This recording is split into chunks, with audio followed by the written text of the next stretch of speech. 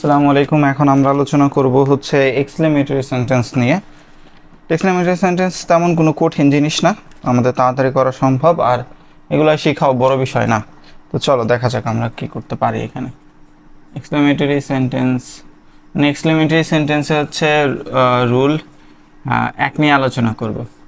এখন পুরা বাক্যে কোথাও এ আছে কিনা আমাদের দেখতে হবে। আমরা জানি যে রুলগুলো এরকম না, বাট আমাদের বুঝার জন্য খুব তাড়াতাড়ি মানে পরীক্ষার সামনে তো বুঝার জন্য বা ঝটপট দেখে যাওয়ার জন্য নাম্বারটা পাওয়ার জন্য এইভাবে আমরা করতে পারি। তো এখন দেখবো আমরা কোথাও এ বাকি আছে কিনা, অ্যান আছে কিনা। যদি এ বা অ্যান থাকে তাহলে হোয়াট এ বসে, হোয়াট এ বসে। তারপর আমাদের বসাইতে হবে হচ্ছে সাবজেক্ট, কি বলে, অক্সিলারি ভার্ব বসাই দিয়ে তারপর আমাদের পুরো কাজটা করে ফেলতে হবে। আচ্ছা, তাহলে এ বা এন থাকলে আমাদের হোয়াট এ বসে। চলো তাহলে আমরা একটা দেখি এইরকম। আচ্ছা, তো আমরা এখানে ইজের পরে কি পাইলাম, এ পেয়ে গেলাম। তো এ পেলে আমরা কি লিখতে পারবো, এইখানে আমরা লিখতে পারবো যে হোয়াট এ, আমরা লিখলাম হোয়াট এ। এখন অ্যাডজেক্টিভ আনতে হবে। অ্যাডজেক্টিভ আমাদের ভেরির পরে পাওয়া যাবে, ভেরির পরে পাওয়া যাবে হোয়াট এ ইম্পর্টেন্ট। তারপরে এখান থেকে পরের অংশ লিখে দিব ল্যাঙ্গুয়েজ। তারপরে প্রথম থেকে আমরা লিখবো সাবজেক্ট অনুসারে ইংলিশ, তারপরে ইজ। এক্সক্লেমেটরি সেন্টেন্স মানে আশ্চর্যবোধক, তাহলে আশ্চর্যবোধক আমাদের চিহ্ন দিয়ে দিতে হবে। তারপরে এরপরেটাই চলে যাই আমরা 2 নাম্বারটা।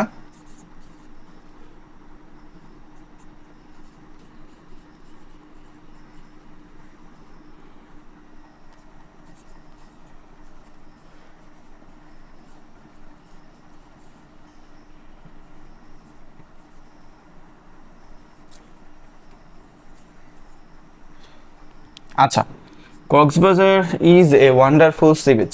তো আমরা বলছিলাম নিয়ম অনুসারে আমরা কি খুঁজবো, এ বা অ্যান। তাহলে এখানে আমাদের কি আছে, এ আছে।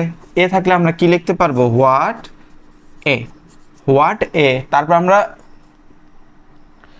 আমরা অ্যাডজেক্টিভ খুঁজবো। এবার তো আর ভেরি নাই, অ্যাডজেক্টিভ আমাদের চিহ্নের উপায় হচ্ছে শেষে দেখবা যে মানে টেকনিক আর কি, এ ফিউয়েল দেওয়া আছে।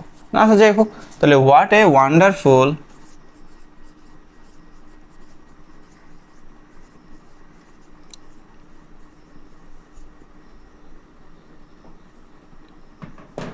C beach Cox's Bazar is. তারপরে আমরা দিব হচ্ছে আশ্চর্যবোধক চিহ্ন।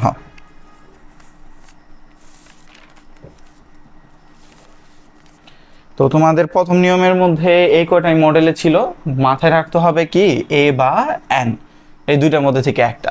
দেওয়ার পর তুমি দিবা হোয়াট, হোয়াট এ। দেওয়ার পর তুমি অ্যাডজেক্টিভ আনবা, অ্যাডজেক্টিভ কোনটা দোষ গুণ বোঝায় ওইটা, ওইটা আনার পর তুমি পরের অংশ লিখে দিবা। পিছনের অংশ লেখার পর আবার সামনের অংশ লেখা তুমি আশ্চর্যবোধক চিহ্ন দিয়ে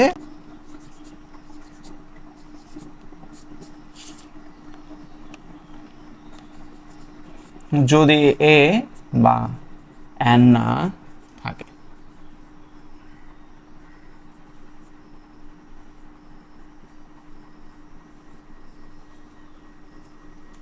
এ বা এন যদি আমরা খুঁজে না পাই তখন কি বসাবো, আমরা হাউ বসাবো।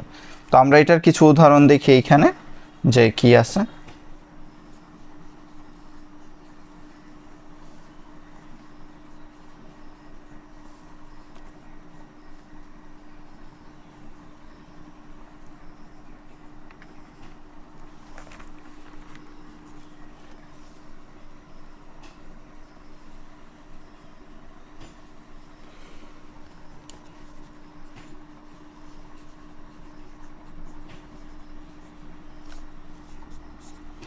এখানে আমরা দেখি কোথাও কি আমরা পাচ্ছি যে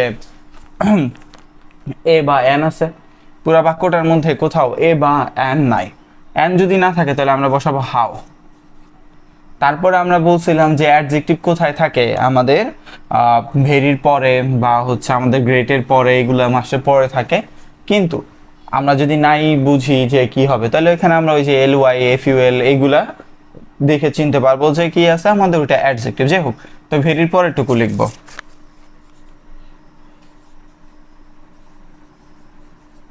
হাউ সিরিয়াসলি, এ পর্যন্তই লিখলাম। এখন আমরা সাধারণত কি লিখি, এতটুকু লেখার পর পিছনের অংশ, কিন্তু পিছনের অংশ না লিখে এবার লিখতে হবে প্রথমের অংশ, যে সাবজেক্ট আনতে হবে।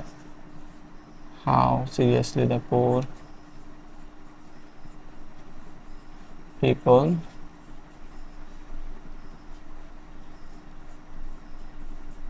সাফার, তারপরে শেষটুকু দিয়ে লিখে দিব that that.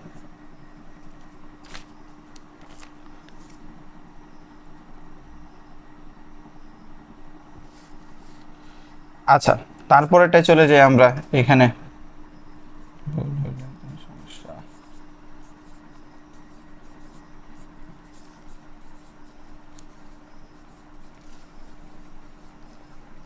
The bird is very clever. এখানে আমরা দেখব যে সাহায্যকারী ভার্ব নাই কোথাও, সাহায্যকারী ভার্ব নাই, তুমি লিখবা হাউ। হাউ, এখন ভেরির পরের অংশ লিখবা how clever the bird is, তারপরে প্রশ্নবোধক চিহ্ন। এই হইল তোমাদের হচ্ছে এক্সক্লেমেটরি নিয়ম। এক্সক্লেমেটরি নিয়ম দুইটাই, ওই যে এ বা এন থাকলে হোয়াট বসাবা, হোয়াট এ। আর যদি তোমাদের হাউ থাকে বলতে কোথাও যদি আমরা কিছু না পাই এ বা এন, তখন আমরা কি বসাবো, এখানে বসাবো